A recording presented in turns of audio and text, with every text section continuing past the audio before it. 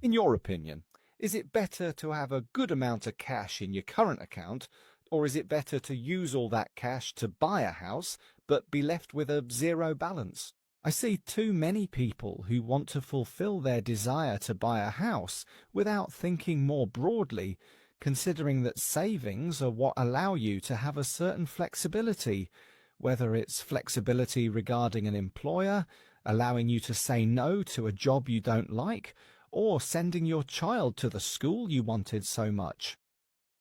Now, having cash set aside allows you to make choices, and many times people underestimate the importance of this and use all their available capital to buy a house, thus fulfilling the desire to buy a house. This isn't necessarily a mistake. Buying a house is certainly an important life goal for many people,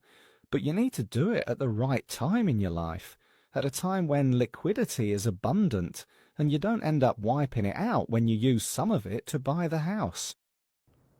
And besides, there are also many solutions that can be used, for example, the famous rent to buy. So the possibility of renting, and the rent is considered for 20% over 2 or 3 years, to be able to exercise the purchase without having to use the cash you've set aside. One thing that also shouldn't be underestimated, which many people do, and which I'd like to talk about in a separate video, is the issue of retirement and sustainability, and the risk of losing the house that was bought with such effort.